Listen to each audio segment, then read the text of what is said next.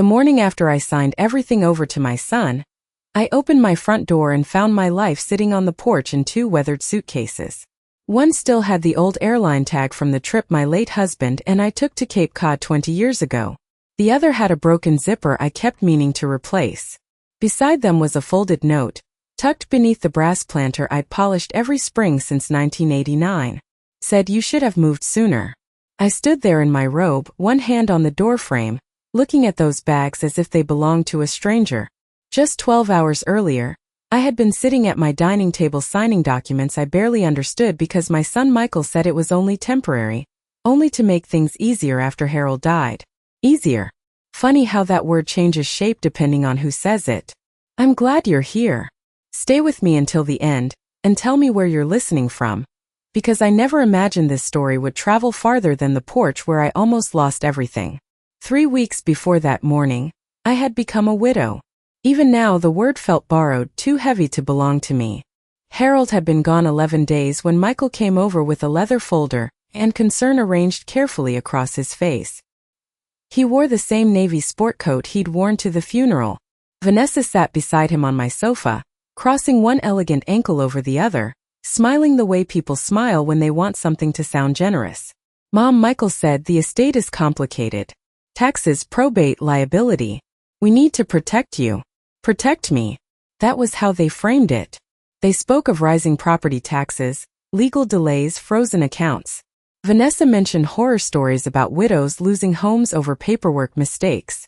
Michael slid the documents toward me with a fountain pen Harold had once given him for law school, though he never became a lawyer. "Just sign temporary transfer authority," he said. "We'll manage things until you're steady again." I remember looking at Harold's empty armchair near the fireplace. His reading glasses were still on the side table.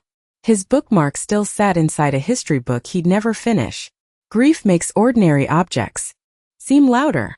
It also makes trust feel like survival. So I signed. The house, investment accounts, even the title to Harold's pickup truck. I signed where Michael pointed. He kissed my forehead afterward. Vanessa squeezed my shoulder. They stayed for pot roast and talked about repainting the guest room for when they visited more often. I thought, in my loneliness, that maybe family was closing in around me. I did not know they were measuring the walls. The night before my bags appeared outside, I woke around 2 in the morning and heard footsteps downstairs. At first I thought I was dreaming Harold had come home from the hospital. But it was Michael. I found him in the study with folders open on the desk. He looked startled, then annoyed, then smooth again. "Couldn't sleep," he said. "Just organizing things." I noticed he had moved the deed box Harold kept locked. I noticed Vanessa standing in the hallway in her coat, holding car keys. Small things. At the time they floated past me like dust. Later, every detail would return sharp enough to cut. That morning, with my suitcases on the porch, I did not pound on their door. I did not call the police. I did not scream. I carried the bags to my Buick, folded the note into my purse, and sat behind the steering wheel while dawn turned the hydrangeas silver. That was when I saw the moving truck, parked half a block away. Men in work gloves carrying furniture through my front door. My dining chairs. Harold's roll-top desk. The cedar chest my mother gave me when I married. I watched a stranger wrap my life in quilted blankets. They weren't just putting me out. They were clearing me out. Selling the house fast, before I could think, before I could question, before grief could become suspicion. I should have driven back up the driveway. I should have confronted my son. Instead, I started the car and pulled away. Because somewhere beneath the shock, something colder had begun to wake. Harold used to say, "Never interrupt someone while they're making a mistake they think is clever." At the time, I thought he was talking about business. I didn't realize he was leaving me instructions. I spent that first night in a roadside motel. 27 miles north, the kind with faded curtains and a humming ice machine outside room 12. I set my suitcases by the bed and emptied my purse looking for aspirin. That was when I found something else. A second folded paper behind the note Michael had left. Yellowed. Older. In Harold's handwriting. Just one sentence. "If Michael ever forces you out, give this to read." I read it 3 times before I understood what I was holding. Then I looked up at the motel window as rain began ticking against the glass, And for the first time since seeing my bags on the porch, I smiled. The next morning I drove to Thomas Reed's office with Harold's note folded inside my wallet, tucked behind my driver's license as if I was afraid it might disappear if I looked at it too often. Reed and Cole had occupied the same red brick building on Main Street for as long as I could remember. Harold used to joke that Thomas Reed was so old-fashioned, he probably billed clients in fountain pen ink. The brass directory in the lobby still had his name engraved. That steadied me. Some things I thought had not changed. The receptionist looked up when I gave my name and her expression shifted in a way I could not read. Recognition, perhaps. Or concern. "Mr. Reed will see you immediately," she said, as if he had been expecting me. His office smelled faintly of cedar and coffee. The same oil painting of a sailboat hung behind his desk.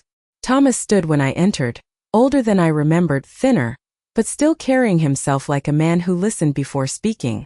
"Evelyn," he said softly, and something in his voice made me feel the ground tilt again. I handed him Harold's note without explanation. He unfolded it once, read it, then opened the bottom drawer of his desk and removed a sealed envelope with my name written across the front in Harold's handwriting. My hands began to tremble. "Harold left instructions," Thomas said. "He told me I was not to give you this unless you came to me with that note."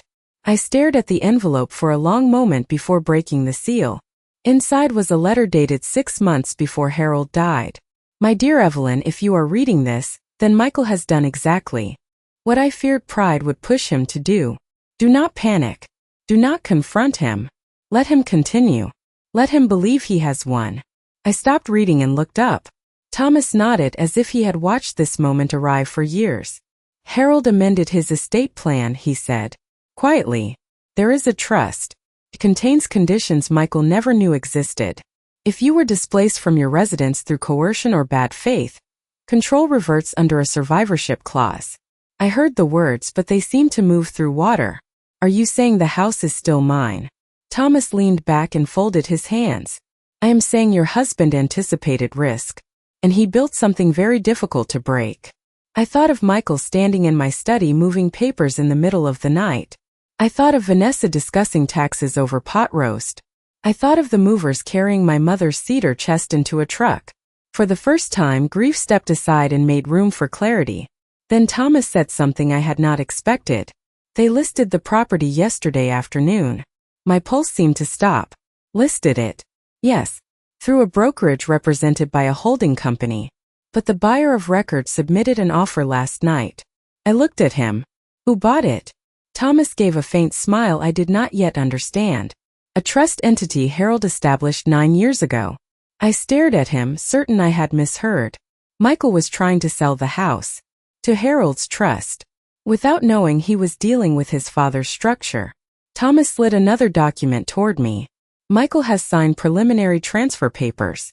If he proceeds, he may complete the very trigger your husband designed." I read none of it.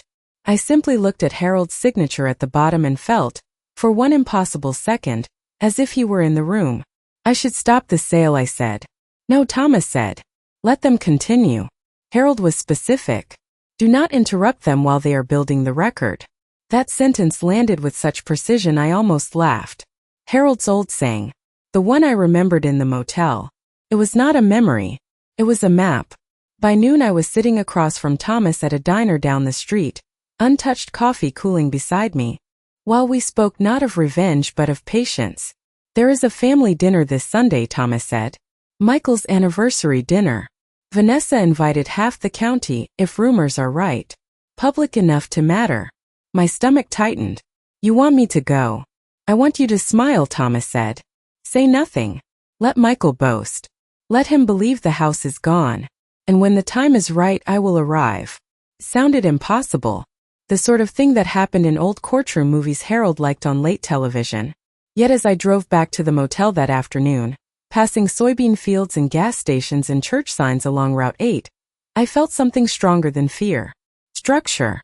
For days I had believed I was a woman put out with 2 suitcases and nowhere to stand. But Harold, in his quiet way, had left me a second foundation. That night I opened one of my bags to find a sweater I had packed years ago for a trip Michael canceled at the last minute. An old hurt surface, then another. Missed holidays. Strange financial questions Vanessa used to ask. Michael insisting I add him to accounts I barely used.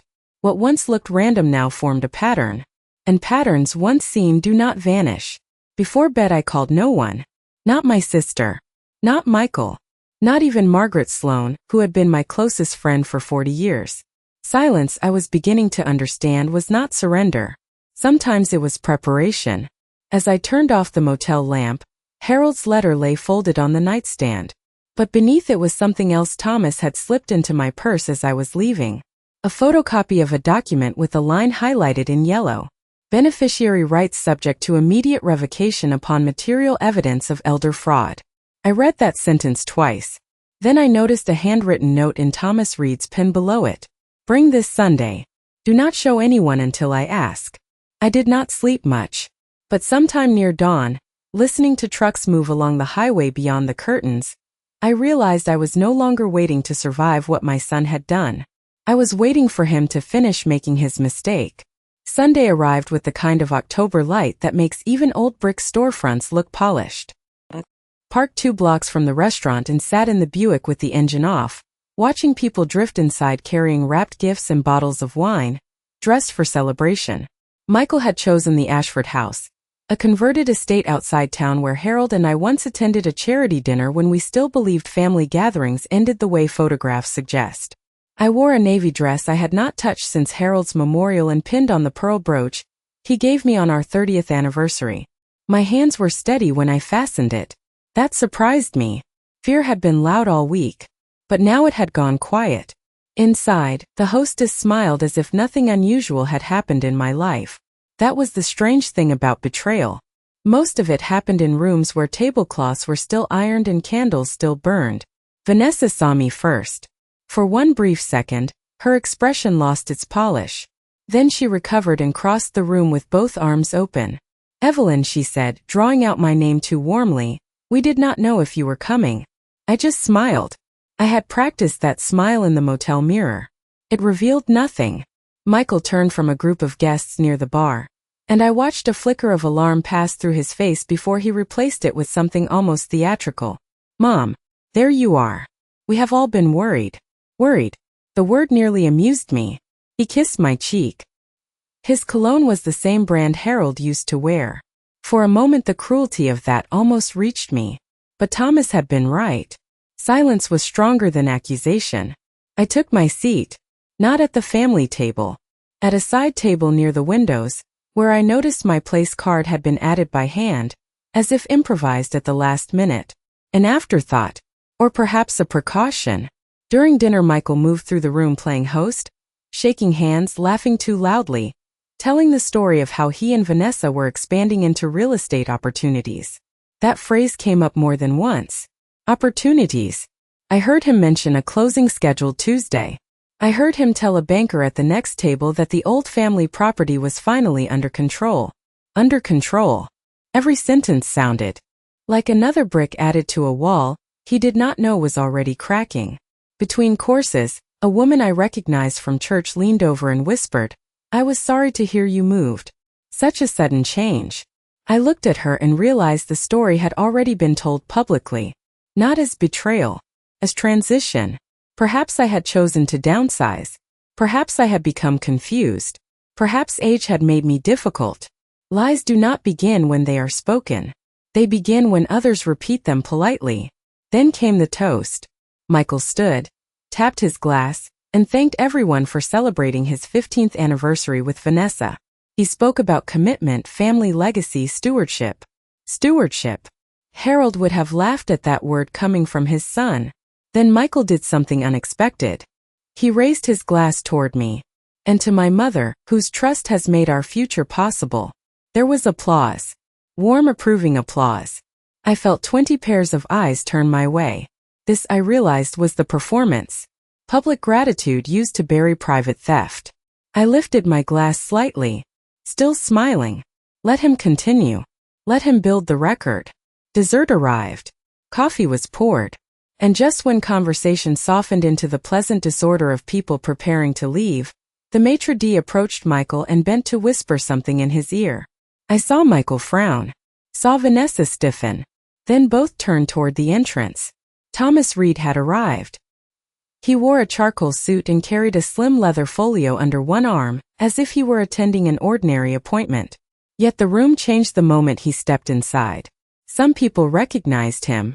Others simply sensed interruption. Michael forced a smile and moved to greet him. "Tom, this is a surprise." Thomas shook his hand. "I thought it best to come in person," he said.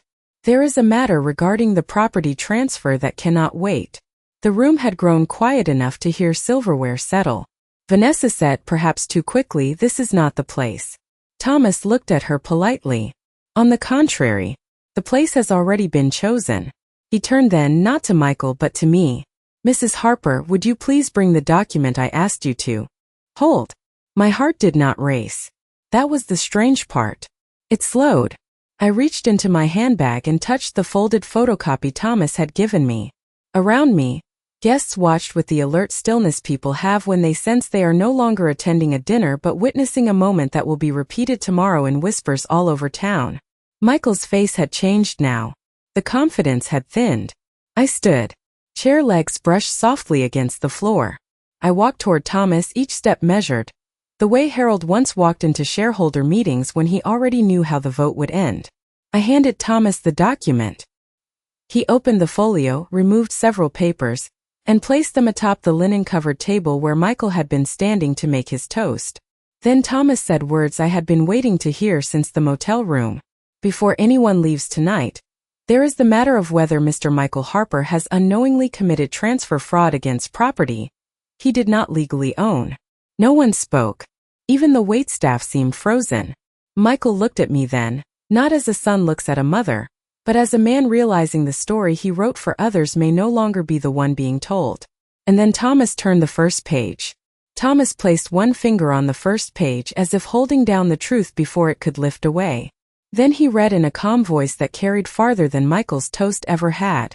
"Pursuant to the Harper Family Preservation Trust, established by Harold James Harper, all beneficial transfer rights granted to any secondary heir are subject to immediate revocation upon material evidence of coercion, fraudulent conveyance, or displacement of the surviving spouse." The words moved through the room slowly, almost too formal to sound dangerous, but I saw the effect in Michael's face before anyone else understood. He recognized something. Not the law itself perhaps, but the tone of irreversible things. Vanessa stepped forward and said there must be some misunderstanding. Thomas did not raise his voice. "There is no misunderstanding," he said. "The attempted sale initiated by Mr. Harper triggered review under the trust.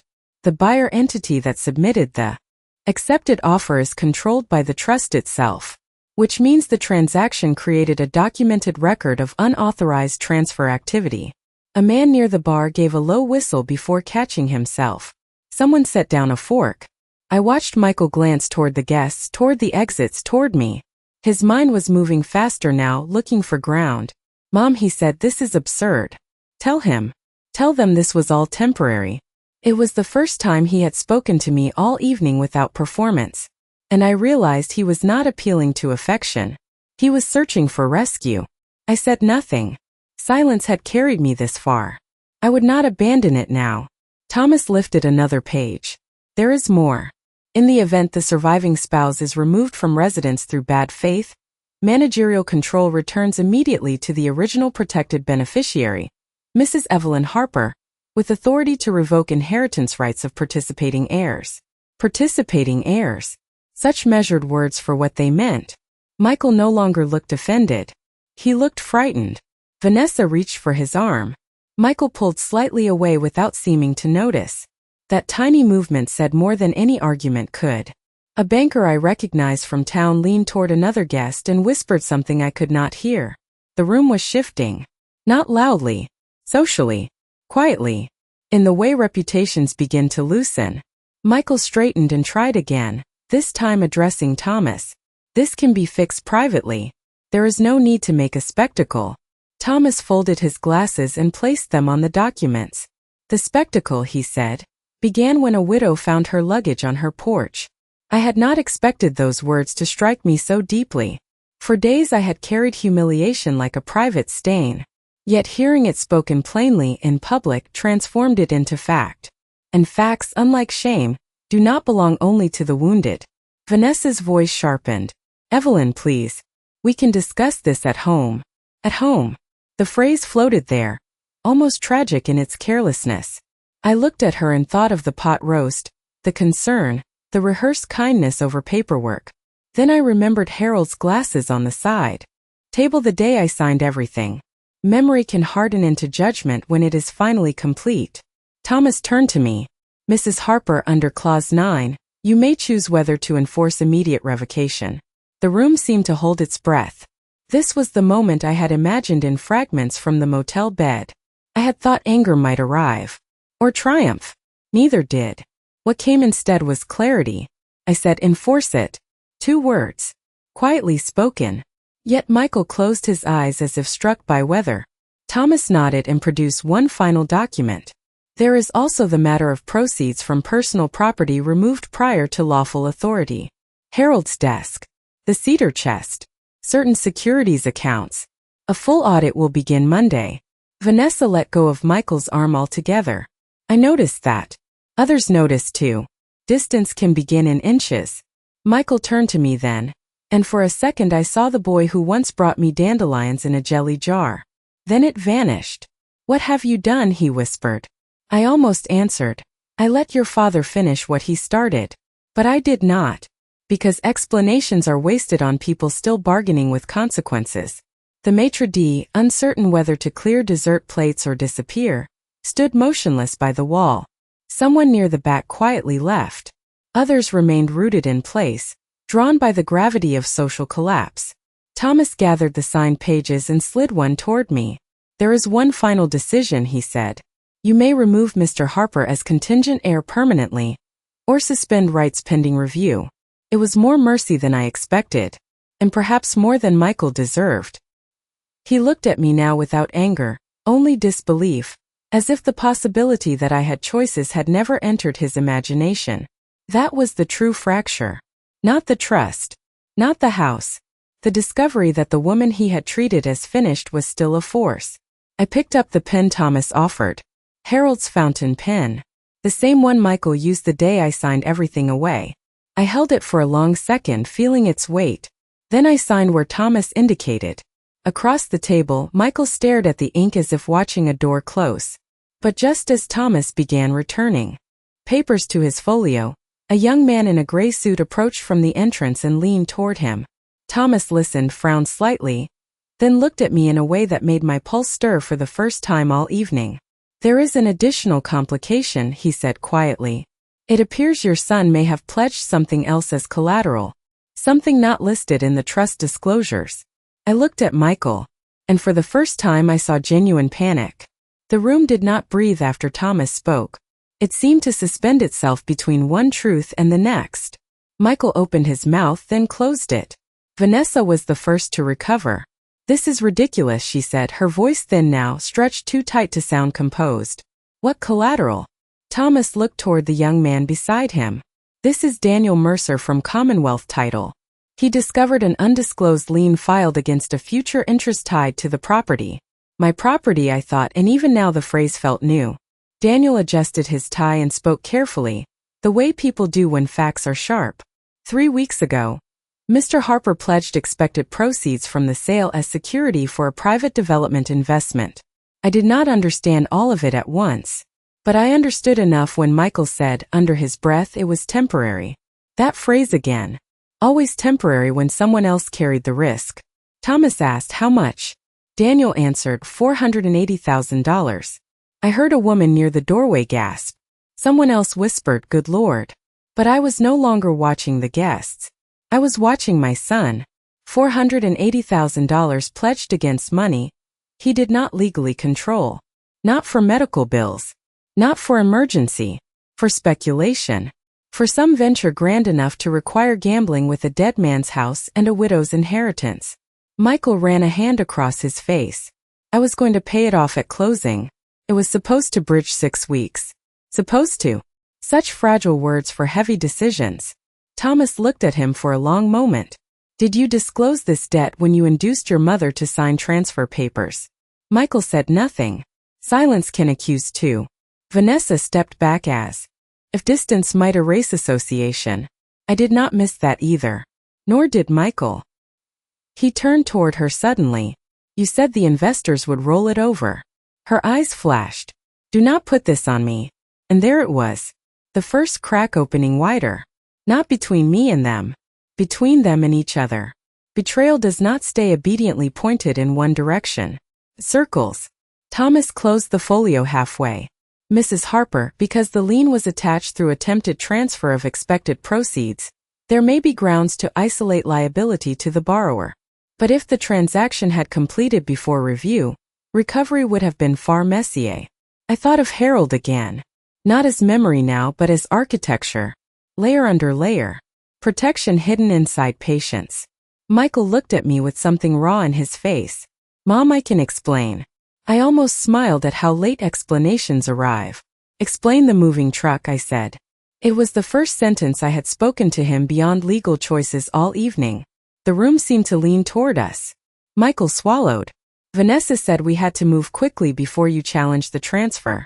I turned to her. And you agreed. She did not answer. Some silences are confessions. Thomas said we need not continue this here. But strangely I believed we should. Not for spectacle. For completion. Secrets had flourished in private rooms. Let truth stand where lies had been performed. Michael sank into a chair as if age had found him all at once. I did not recognize the man before me.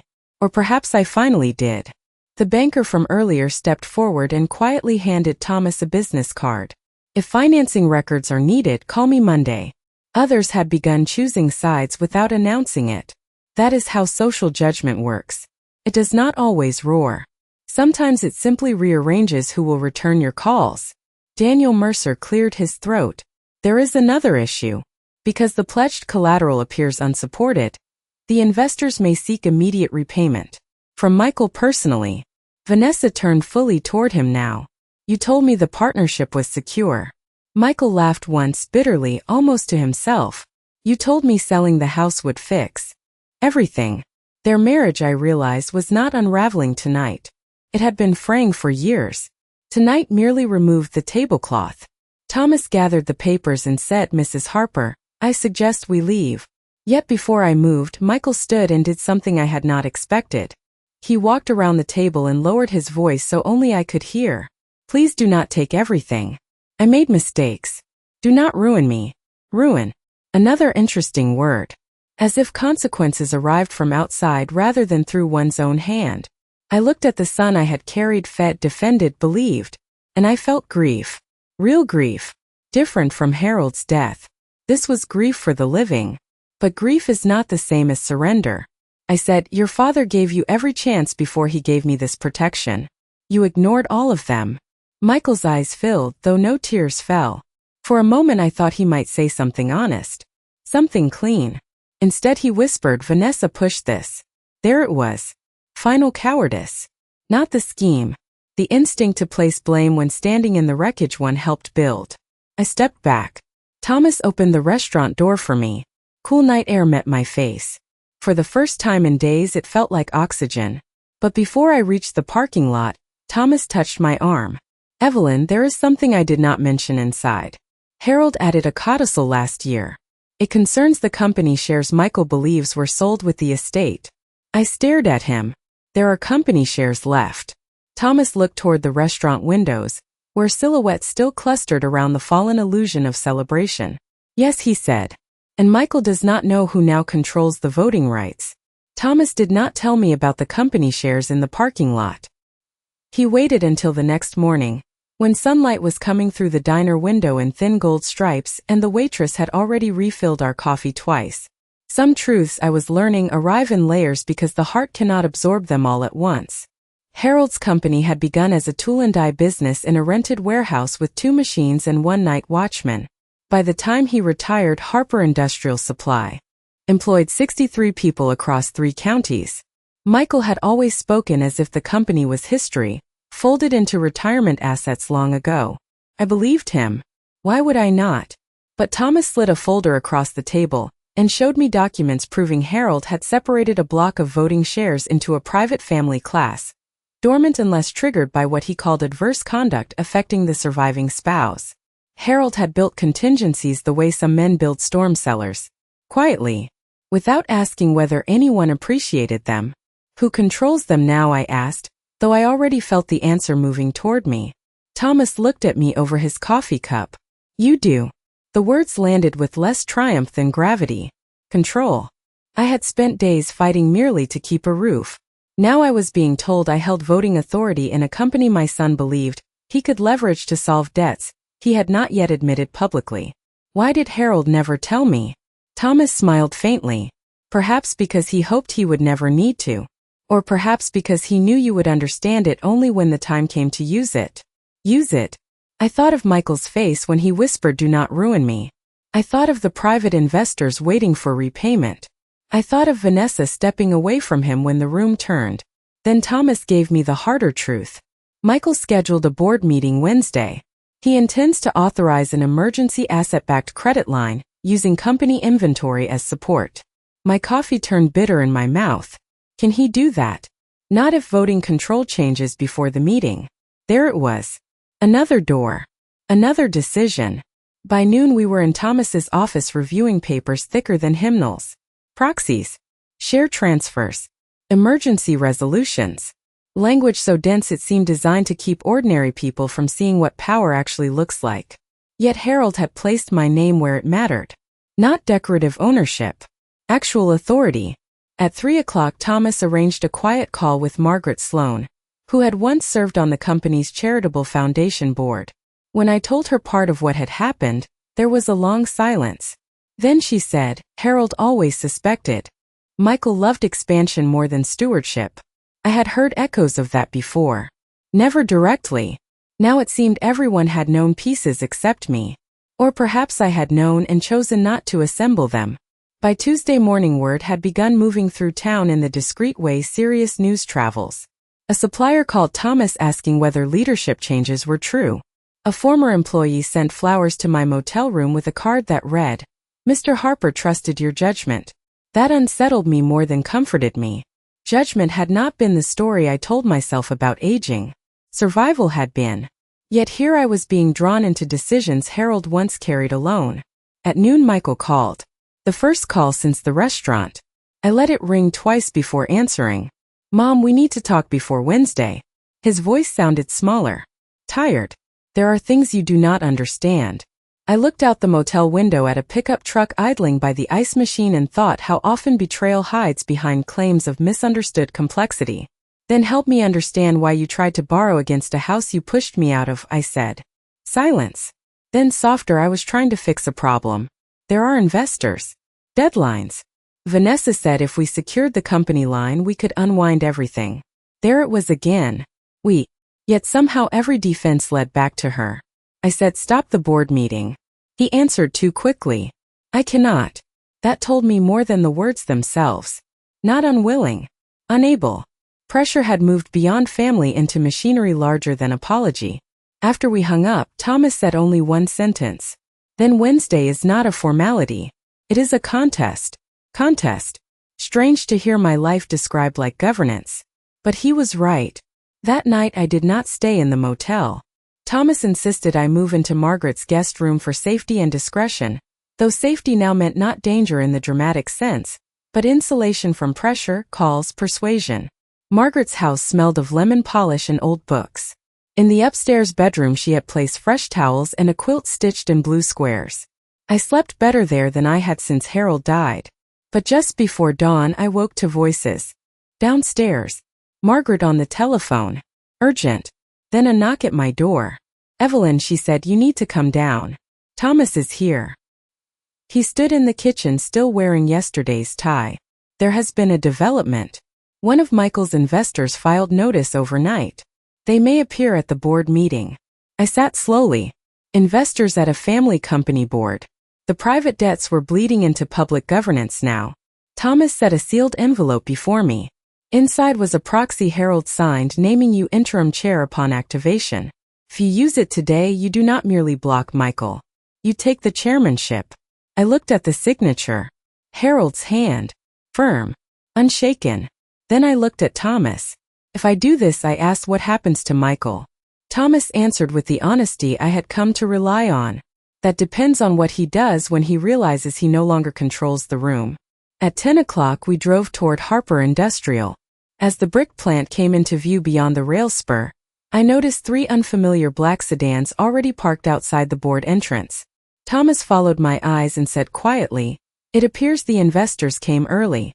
The black sedans were still idling when I stepped out of Thomas's car, their windows dark enough to reflect the factory brick and the pale morning sky. Harper Industrial looked exactly as it had for 40 years, the same flag by the loading dock, the same steel letters over the entrance Harold insisted be cleaned every spring. Yet something in the air felt altered. Not ruined. Claimed. Inside the lobby, old framed photographs lined the wall. Harold shaking hands with the governor. The first warehouse. A Christmas luncheon from 1998 where Michael stood beside me wearing a paper crown from a holiday cracker. I paused at that picture for half a breath, then kept walking. Nostalgia has a way of trying to soften judgment at the worst possible time. The boardroom was upstairs. Long walnut table. 12 leather chairs. Coffee service untouched. At the far end sat 3 men I did not recognize, expensive suits, unreadable faces. Investors, I assumed. Daniel Mercer was there too, reviewing papers. 2 longtime board members stood when I entered. Frank Delaney, who had worked with Harold since the second machine was installed, removed his glasses and simply said, "Evelyn, we were wondering if you would come." There was no pity in his voice. Only respect. That steadied me more than he knew.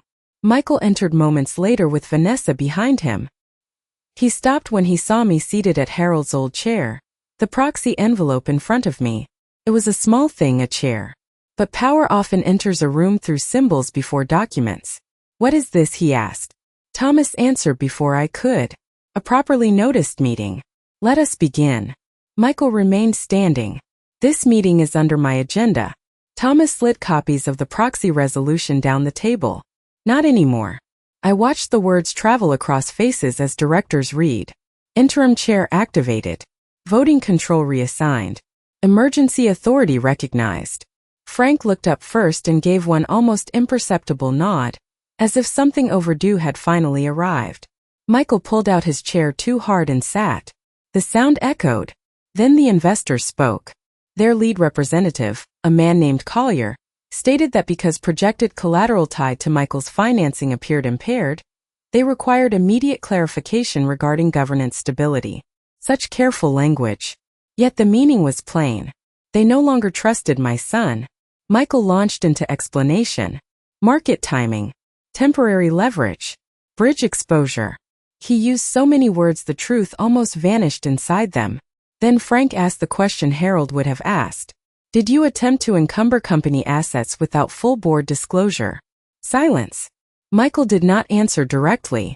That was answer enough. Thomas rose. "Madam Chair, if you choose, the pending credit line can be withdrawn and emergency review initiated." Madam Chair. The phrase struck me harder than I expected. Not because it elevated me, because it restored something Michael's betrayal had tried to erase. Standing. Voice. Legitimacy. I looked at the directors, at the investors, and my son. Then I said, "Withdraw the credit line. Initiate review." The vote came faster than I imagined. Frank voted yes. Then another director. Then another.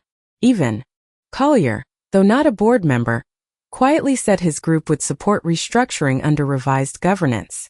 One by one the room moved. Not with drama. With procedure. Which is how real reversals often happen. Through signatures, motions, hands raised. Michael stared as each vote stripped away the story he thought he controlled. Then came the final item. Thomas read the resolution removing Michael as acting chief executive pending investigation into fiduciary misconduct. Vanessa whispered something to him I could not hear. Michael pushed back from the table and stood. "You cannot do this to me." Frank answered before anyone else. "Son, you did this before." She walked in the room. I had not expected kindness from Frank. Yet there it was, even inside rebuke. Michael looked at me then with something close to desperation. "Mom, stop this. Please." For the first time since the porch, I saw not a strategist, not a son hiding behind excuses, but a man encountering limits. And still, even then, part of me ached. Because motherhood does not vanish when trust does. It merely learns to stand beside consequence instead of in front of it. I said, "Sit down, Michael. Listen. You may yet save what can be saved if you stop fighting facts." He sank back into the chair. Older somehow. Smaller. The vote passed. Thomas slid the chairmanship acknowledgement toward me for signature. I signed with Harold's pen. Same ink. Same hand, steadier now. But just as the meeting seemed to settle into aftermath, Collier opened a thin folder and said there was an additional matter affecting all parties. My attention sharpened. During due diligence this morning, he said, our counsel discovered a side letter attached to Mr. Harper's investment syndicate. A side letter none of us were shown until today. Michael went pale. Vanessa turned toward him slowly. What side letter? Collier looked directly at Michael. One granting a personal guarantee secured, in part, by future distributions expected from your wife's family trust. The silence after that was unlike any before. This was not my surprise. Not Harold's. Not Thomas's. This was something hidden even from Vanessa. Her face changed in a way I will never forget. Not anger at first. Recognition. As if she had just discovered betrayal has no loyalty, not even to those who help it begin. She stood without a word and stepped away from Michael's chair. Then she said very softly, "You used my inheritance to." Michael did not answer. Because this time there was nothing left to say. No one moved for several seconds after Vanessa spoke. Her words seemed to remain in the air above the walnut table, refusing to settle. You used my inheritance to. It was not shouted. That made it land harder. Michael looked at her as if he had been caught speaking in a language he thought no one else understood. Vanessa took one slow step backward, then another, as though physical distance might help her think. For the first time since I had known her, all polish had left her face.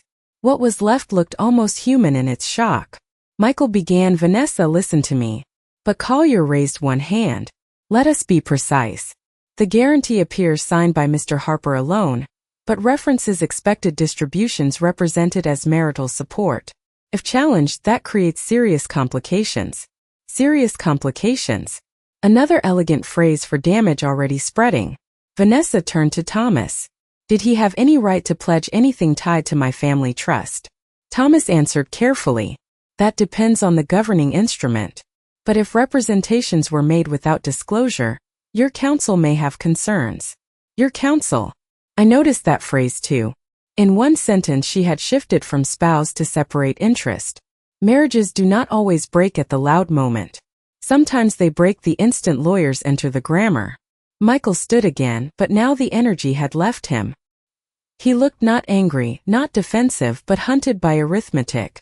"I was trying to cover losses until the industrial expansion closed," he said. "It was all supposed to unwind." Frank Delaney leaned back and said, "Son, plans built on secrets do not unwind. They collapse." Even Collier gave a faint nod at that. Vanessa reached for her handbag, opened it, removed her phone, and walked to the far end of the room. I heard only part of what she said. "I need Robert here now." "Yes, today. Bring the trust file." She had called her attorney before leaving the building. Efficient. Immediate. Cold. I might have admired it if I had not seen where coldness leads.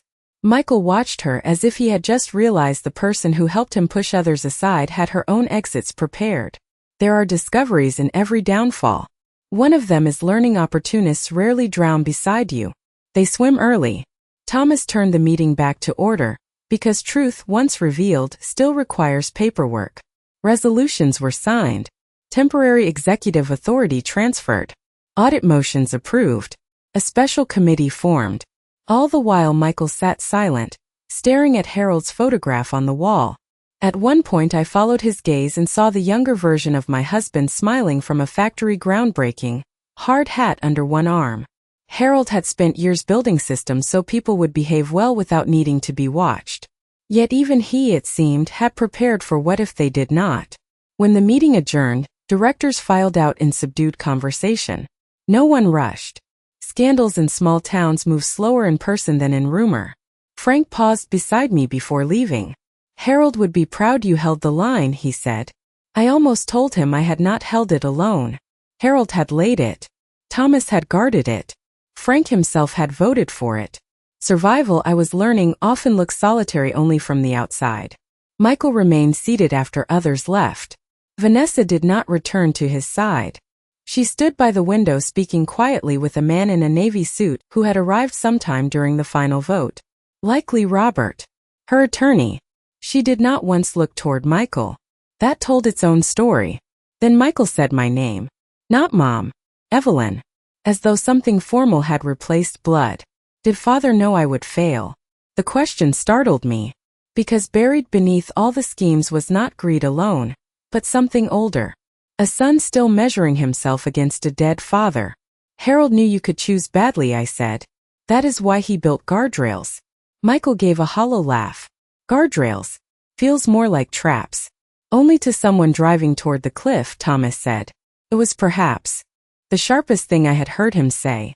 Michael looked down. I thought I could fix everything before anyone noticed. There it was.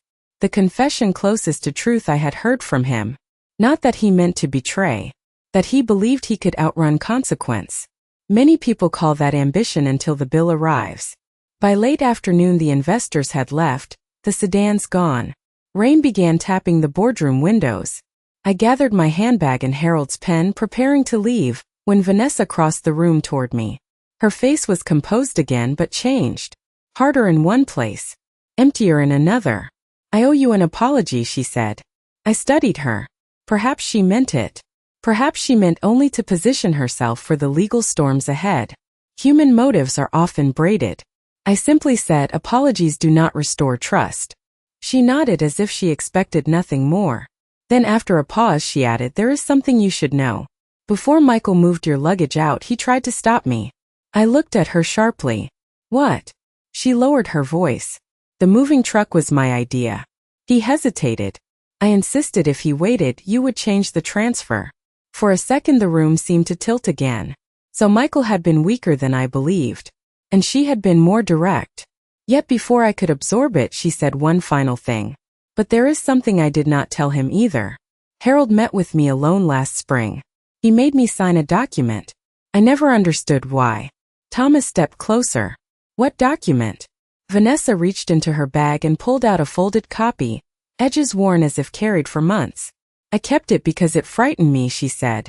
It is addressed to be opened only if Michael endangered the company. Thomas unfolded it, read the first line, and his expression changed. Evelyn, he said quietly. Harold may have left one instruction none of us have seen until now.